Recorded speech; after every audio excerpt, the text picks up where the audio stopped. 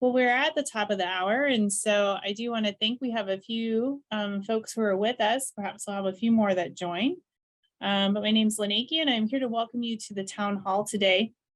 Would let you know as we get started that this session is being recorded and will be posted on the university website.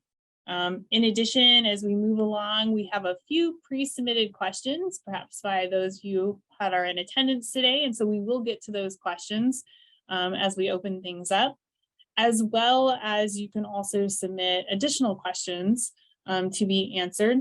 Ask that you please drop that into the question and answer feature here in Zoom, and we'll bring those forward to be addressed. I'm excited to open up this time to have some dialogue and discussion with President Inch. And so with that, let me hand it over to President Inch for some opening comments, and then we'll get to those pre-submitted questions. Thank you, Lynn, and thank you all for coming today. There's some people who are joining me. They wanted to listen in and make sure that we're understanding, the key issues that we need to problem solve together. So you've met Dr. Akey here. She's our Vice President in charge of Student Success Initiatives. Mark Johnson, our ITS Vice President, is on the call as well.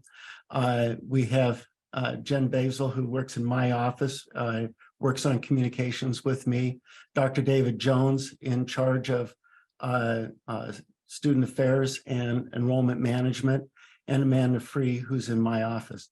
And the reason they're here in a sense to make sure that not only are we getting your questions answered, but that if there are issues that we need to carry on further, that this can be part of a broader conversation. With that, I want to say thank you for coming and taking time out of a relatively cold and windy day, but on a Thursday, when I'm very aware that we're about a month away from commencement and the end of the term. So I imagine that everybody on this call has a lot of things that are going on for them and a lot of pressures on your time. So taking time out for this, it's important because I need to be able to hear and have a conversation with the students we serve. And so the things that you have submitted, other questions that I hope you ask, I will do my best to answer. That said, I do want to just take a moment of being incredibly proud of the turnout that we had during the last election on Tuesday. That's incredible that our youth across the country showed up, college-age students showed up to vote. And regardless of how you voted, the level of participation, I think, is the key thing. For the last 2 years, I've heard so much about how the college-age students are not engaged with what is going on around them and are not participating in our democracy. And I believe that to be wrong. I met with both the Republican students, Democrat students, our student government, and all were committed on ensuring, regardless of how somebody voted, that we were going to get the vote out, that our students are engaged, that we're going to make our voices heard. And I think that's our power. And it's one of the things I hope your education empowers you to do throughout your life, is you get to have voice, and you came out this last election. So just impressive. With that, I just want to leave time for questions. So I'll start with the ones that have been pre-submitted. Lynn? Excellent. Thank you so much. So yes, we do have a few pre-submitted questions. And again, those that are joining us live, feel free to drop additional questions you might have into the question and answer feature. But the first question is more of just a topic that they gave to us, and that's around the topic of international student health insurance. And we know this has been an important topic for our international students as they're thinking about their commitment and time here at the institution and securing the financial resources to support their enrollment and the health insurance that comes with that. So let me open it up there, President, and see what initial comments or thoughts you might have about this topic. Yeah, this has been an ongoing topic, and it's an important topic. So as you're aware, well, let me start with, I wish we didn't have to have this conversation, that students had access to insurance without having to go through the billing and making sure that your visa was in status and all of that. But we live in a system where it is not a good thing for a student to go uninsured during their time here. And in fact, the visa requirements for international students require that we certify that a student is insured. So here becomes the problem. If we split the payments, which is what I've been asked to do, so the first payment covers fall term, and the second payment covers spring term and actually covers through summer, we end up with a month gap between fall and between spring. And so the question there is, what do we do to prevent our students from falling out of status with their visa? How does that get covered? Right now, we don't have a way to do that. During the pandemic, when we had federal relief funds, we could, but now we don't. And so what I've asked student government for, will ask you all, is help problem solve this with us. I know that Dr. Jones is working with our provider to see if there's some options that might be available to be able to extend coverage for that month. But right now, we don't have a way to do that. The risk there is if a student falls out of status with their student visa, they run a risk of being able to stay or not. And they also run a risk of what happens when you are uninsured in this country. What happens if you were to become sick or have an accident? So this is under conversation. I'm looking for solutions that could work. I'm hoping that we're able to work a deal with the insurance provider, but we're not there yet. Great. And this next question that we have for today is also related to international students, but I think it might be a broader topic potentially as well. And it's around the notion of temporary housing. This is specifically around temporary housing for the first week of the semester.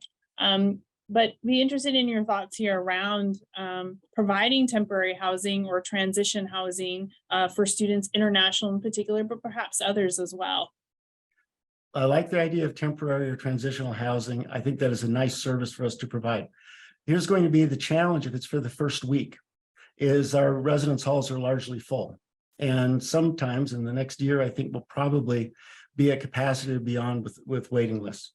So I guess I would need more information about what the request is. Prior to start of term, prior to move-in day, there are things that are possible. But once the first week of school starts, we don't have that kind of capacity. So I would need a little help in figuring out what it is being asked for and how we might be able to work, on making that a reality for people. Okay. Our third pre-submitted question, and just a tip here, we're getting towards the end of the pre-submitted. So I'm looking for some additional questions and answers here that might be on tops of minds for folks who are attending today, to put those into the Zoom chat feature for question and answer. This third topic, I don't know a whole lot about, so I'm hoping you do, President. It's about university support for cricket sports events. Well, I like cricket, so I don't understand it. I watch it and I go, I don't understand how this works. But I think if you don't grow up with it, you might not know. It's kind of like teaching somebody from another country how baseball works here, because there's so many nuances and flavors to it. So do I support it as a person? Yes. Does the university support having additional club sports or similar added, or intramural activities added? Absolutely. If there's groups that want to do this, I see it played in the practice gym pretty regularly. But I'm not sure what the word support means in this context. Is support that there is dedicated space or a field? Is support being providing refs or funding it?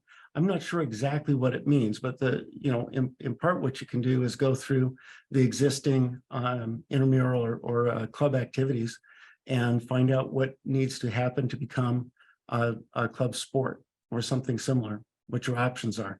But yeah, I think the more things that engage our students, particularly in team activities, the better. And so ways that you find to engage with other students, to teach them other sports, to teach me how cricket works, I think that's a lovely, wonderful idea and is important.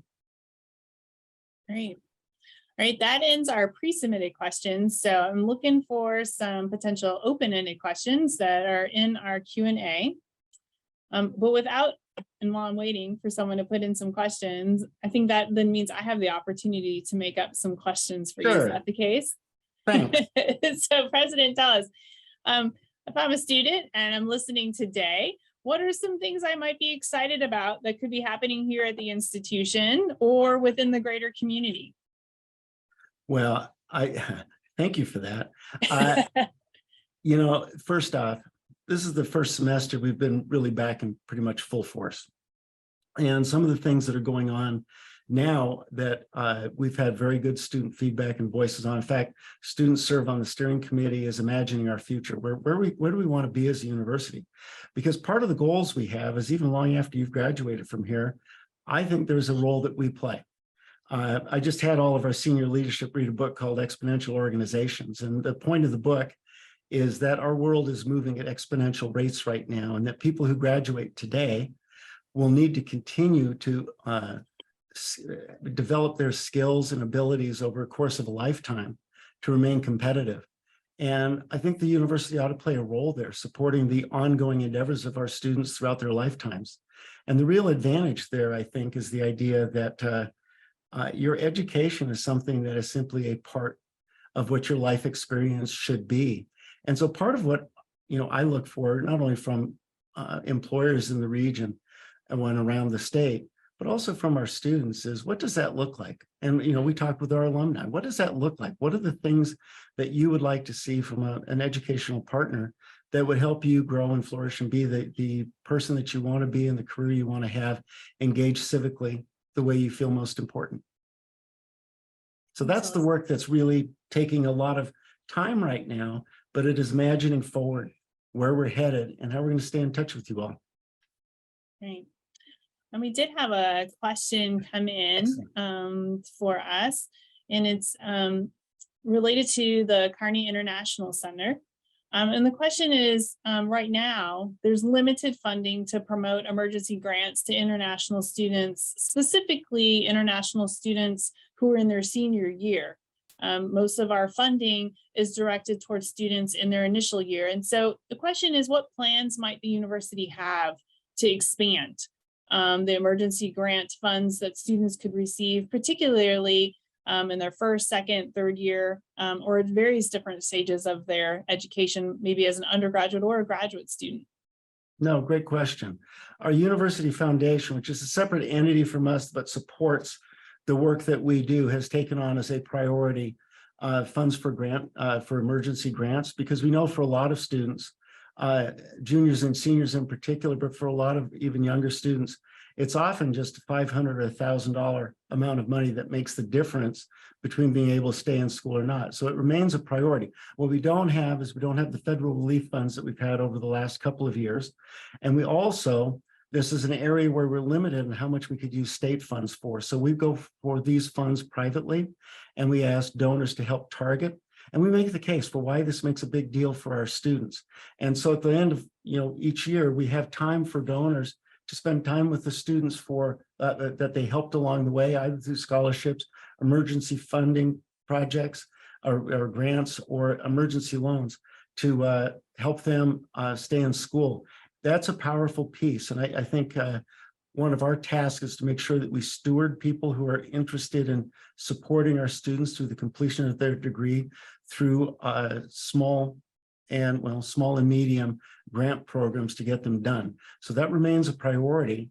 And we have to backfill some that was left once the federal funding over the last 2 years went away, to ensure that all of our students have access. Great. That takes care of the submitted questions we have. So you have another. I was just going to say, that means I get to ask another question. And so, as we're thinking about the future, as you know, we're engaged in a strategic planning process, thinking about what our students might need or expect in the future, or how learning might occur differently than today. What are some of your thoughts on that topic and the ways in which the institution might change in the future? That's a great question. And I didn't even need to say that, but that's a good question, because I think it's something that higher education across the country is grappling with. We're in the middle of changing a paradigm, and our paradigm is going from a very traditional model, and this is all higher ed, going from a very traditional model of higher education where our job is to disseminate information to students, that we're essentially a silo. We exist in the footprint that we have here, that our students are the traditional 18 to 24-year-old students for the most part. That's changing, because education is becoming a higher priority throughout a lifespan, as opposed to a certain 4 or 5 or 6 year period of time. And that only makes sense, because if you look at the things at the top jobs in the country now, more than half of them, well, 3/4 of them didn't exist when I went to school. And jobs when I went to school that were hot ticket items, jobs I tried to getting out of school, they don't exist anymore. And so in the middle of flux, I think a university needs to be very adaptable to where our students are going to need us over the long haul, where their lifespan is going to take them in areas where we can play the role of a partner. But the things that I think you'll see in the immediate term is more partnerships with regional businesses and apprenticeship and internship programs. I think we'll move increasingly toward project-based learning to enable our students to work in teams on significant projects with industry partners and community partners. I think just like a few years ago, people talked about activity-based learning as opposed to lecture student-based learning. The trend now is to move toward things that actively engage students with the external economic world by moving towards more project-based and employer design kinds of activities that give students a greater insight into how they can use their degree to move an economy forward, to move their lives forward, or their communities forward. So I think it's an exciting time to be a student because the opportunities are going to grow. We already have several majors that focus on this type of learning. In fact, I think in computer engineering, we have the very first project-based learning environment in the country, and others are rushing to model what it is we do, because our folks here are pretty cutting edge, and it's the work that our faculty do here is really quite remarkable on pushing the envelope so that we're able to address the future needs our students have. Yeah, absolutely. I'm excited about the work that's happening right now with our strategic planning task force, and we have some really strong student representatives as a part of that team, and really thinking about the ways that we want to advance the institution over the next 7 years. And as we think about Destination 2030. And so as you were commenting, President, certainly a lot of conversation about how we ensure that Minnesota State University is a global community that demonstrates care for its students, and as well as the transformative learning experiences that we can provide in partnership with business and industries and others. And so it is a really exciting time for us as an institution. Exactly. One of the other questions I would have for you, given students who may be listening to us now or who may take in this recording later, what kinds of topics or questions might you have for students that you would like feedback on? Well, one of the challenges about being in my role, and many of the roles on this campus, is too much of my time is doing the work that happens in my office. Not enough time is making sure that I'm connected to the work that's happening in the key interactions on campus. The key interactions on campus is every time a staff member, a faculty member interacts with one of our students, they learn something. They also give a level of care and support, whether it's instructional or advising, whatever it is. And I find it difficult sometimes to get a sense of what is happening on the ground, where learning is happening. And for me, I come out of communication. I'm very aware of the limitations of our communication channels. So I know that it's important to have more channels than fewer. So having this is important, and being able to do more of these are important, but also listening in to what our faculty and our staff tell us. And it's important for me to be able to, I try to go eat at the dining commons, every week or so, just to have opportunities to listen with people who are there. I talk a lot with folks in our community, but I also know that there are aspirations or goals that our students have that may not get clearly communicated to me, and so, or to any of our leadership teams. And I think part of what would be useful is to make your ideas known. Here's the tragic number for me. Well, I have two tragic numbers. Between our first and second year, we know that we lose almost a quarter of our students, of our first year students. And that's a tragic number because our students chose to be here. So for them to leave, there's a reason. And we need to know what the reasons are. And I get concerned sometimes that, with students that respond to an exit survey, they get 5 choices, and they'll pick one of the 5 choices because it's what's there. but I don't know if that's the accurate number. And so we ran some focus groups earlier this year, and that gave some greater detail from about 20 students.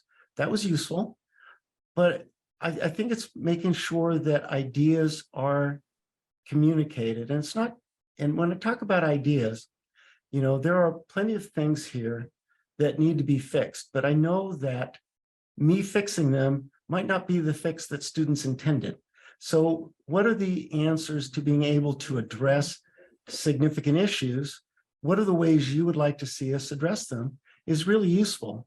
And I'm looking for a mechanism that gets that feedback to the people that are able to help make the difference. Because the second tragic number is, you know, over 8 years, we'll lose 40% of our students. Half of those will go on to transfer somewhere else, but it still means that there are students that left without completing a degree. And frankly, I want every student, whether or not you stay here to complete your degree, if you decide a different university is better for you, that's great. But you ought to complete your degree if you start it, especially if you go into debt to earn it. I want to make sure that you're able to get a degree in the most efficient way possible that fits your educational needs, and that you have a plan for what your academic roadmap is going to look like for your life. I mean, how can we play a role that partners with you for your life? So President, you just mentioned, I couldn't agree more that, you know, we want as many students as possible to find a home with us and that sense of belonging and to complete, you know, the award, or to at least succeed in hitting their definition of student success. But we do have students who transfer to other institutions, and we want them to do well. As well, we want students who might be at a community college or a technical college or another four-year institution to transfer here. So, and I know that that's a topic that's near and dear to you and that you're also passionate about. Could you maybe talk a little bit about your focus on the area of transfer, and what do you see as some of the things that we might need to do as an institution, and how you might hope we might change as we move forward on transfer related issues? Well, you know, for me, and I think we'll see this by the end of the decade, is issues related to transfer should be seamless. In fact, a student shouldn't even know that they're transferring. They're just stepping on a campus and completing a degree. Or if you were to live in another place, you know, say you live in Winona and you need to take some summer classes at Winona, you shouldn't have to go through any challenge to get those classes counted here. Or if you wanted to transfer to Winona from here or anywhere else, you shouldn't have a challenge. So the goal is, if you're at South Central and you want to come here to finish out a four-year degree, you should just be able to walk on this campus and be able to finish out your four-year degree and get the advising you need. But I'll go further, is that first day on South Central's campus or any two-year college, first day on South Central or any two-year college, I think you should be able to know exactly what your degree roadmap is, so that you know which courses count and it's not a mystery when you finally move here. So the goal with transfers is all the back office stuff, that ought to be our job. Just get everything transferred through. Your job is to stay on your path and finish the degree. I think we will get there. It is not currently the policy of the system to do it that way, but we're working on it. And in fact, Provost Hood is specifically working with some of our top two-year colleges to ensure that we have carefully articulated pathways so that every student at a two-year college should be able to go to their advisor and get good advice about how it is they complete their degree all the way through the four-year process. So that's in process. It's messy now, and it's a problem, and it's something that we're focused on changing. Great. We have two more questions that have come in, both related to concerns for our international students. The first one's around international students being constrained in getting loans from private providers, due to the challenge of getting a cosigner who must be a U.S. citizen or a permanent resident. However, there are a number of private providers such as Empower, which provides loans with no cosigner requirement, only that they require a partnership with the university. So really thinking about partnership opportunities for the university. And right now, not a belief that our university has a partnership with an entity such as Empower. Is there something that the university might consider exploring or an interest in those types of partnerships that might help retain international students who are in need of a loan, but who do not, have and or challenge to get the co-signer requirement of a U.S. citizen or permanent resident? Sure, that makes sense. My only deal is I worry about those, and I don't know anything about this organization, so I will look it up. There have been those people that offer loans that are too good to be true sometimes that are not. And there are predatory agencies out there. I know nothing about this one. I'm going to assume it's up and all good, but I'll look into it. I don't know it. I don't know enough to answer it. But certainly, if there are other avenues for students to be able to get financial support that they need, I'm good with that. Right.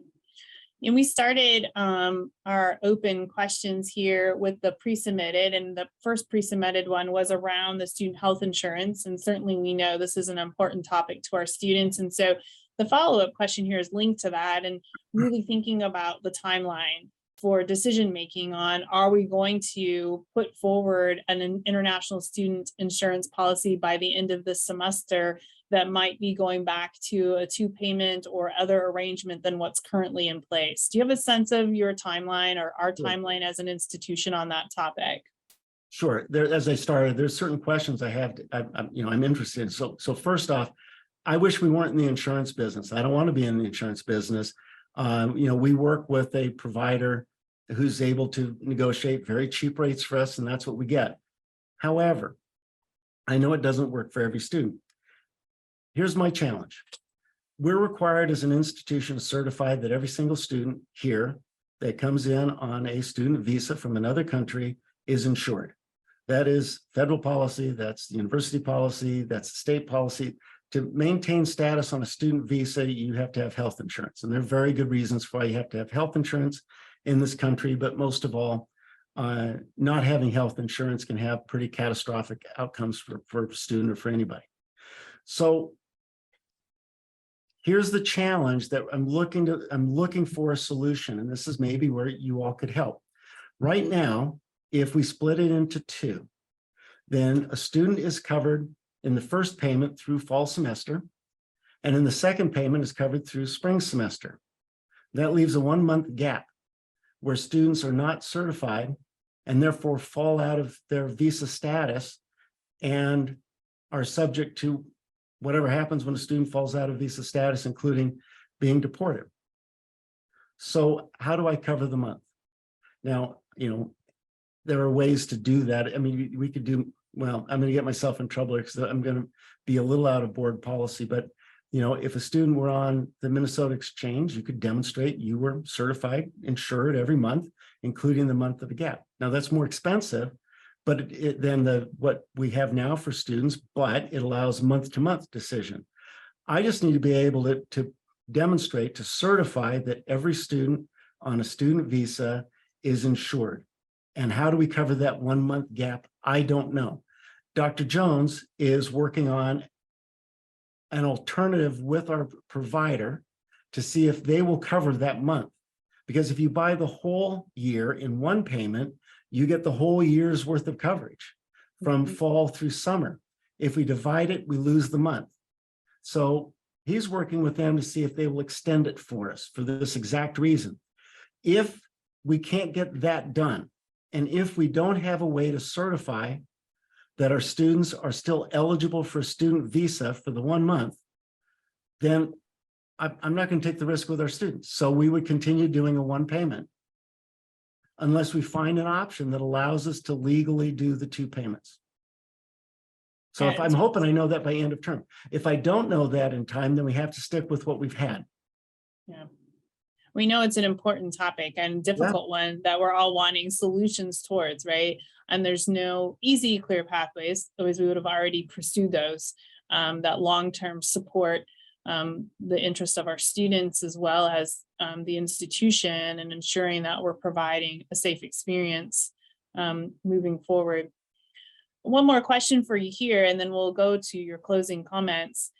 As a leader who's passionate about lifelong learning, interested in maybe what you've read or recently experienced that's influenced your thinking and or the work here at the university?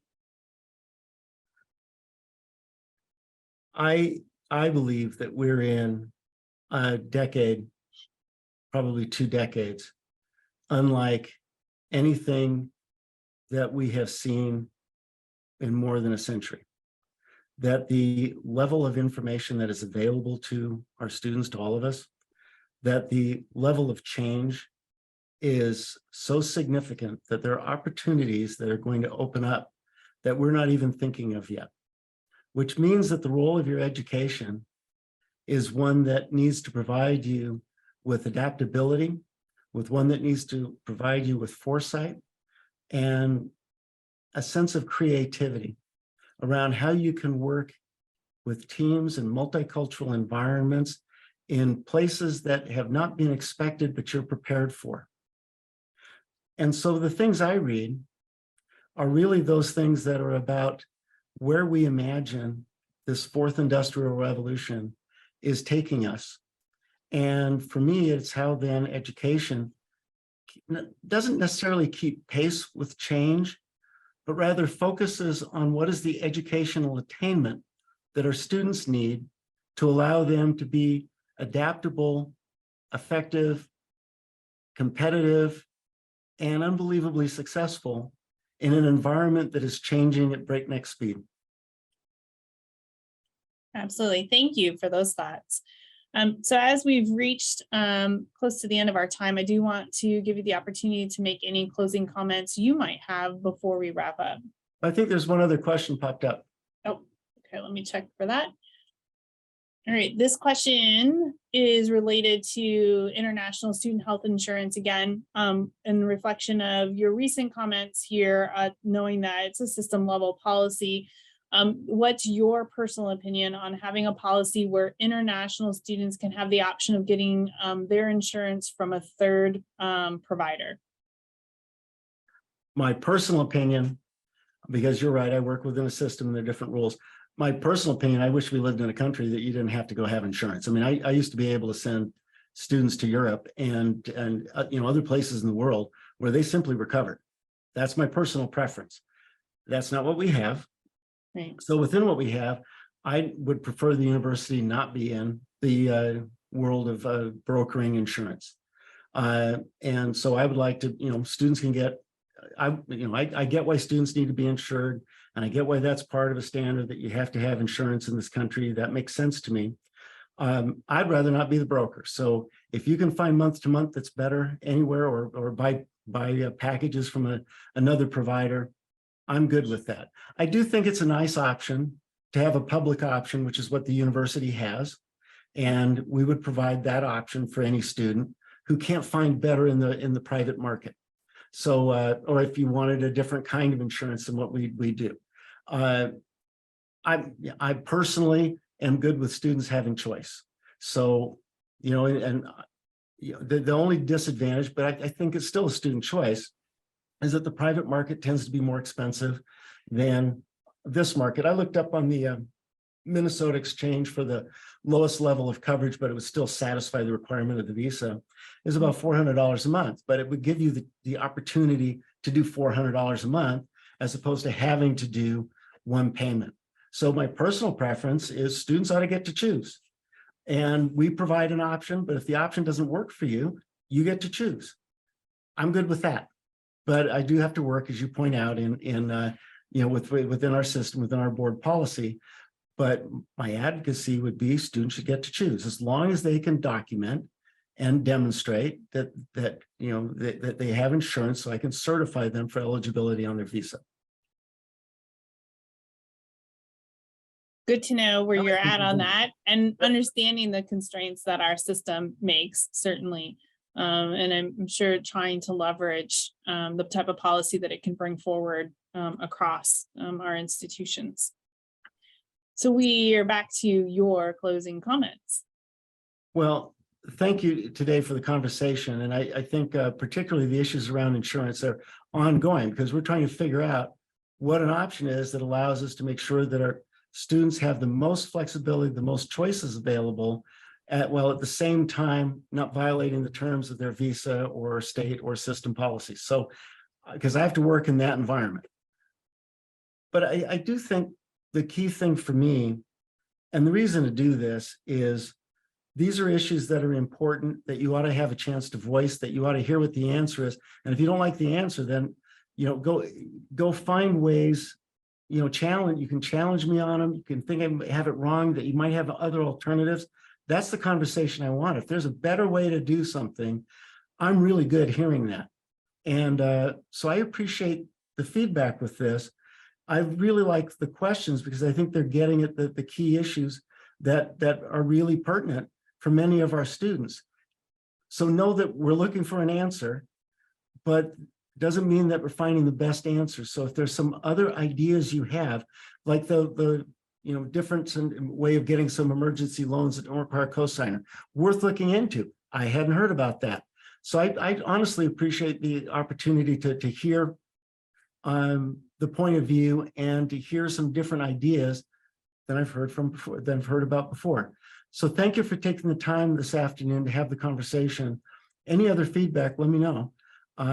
We try to be as responsive as we can, and I try to hear as many voices as I can, but sometimes it's difficult. So finding ways to communicate ideas for me is very, very important. So thank you for that. Thank you for taking the time on a cold Thursday afternoon, and best of wishes in the rest of your studies. Great. Thank you, everyone. Have a great day. Have a great semester. And I'm sure we'll be hosting more, as you're always open to having more discussions with students as we move into the future. So look forward to that next opportunity.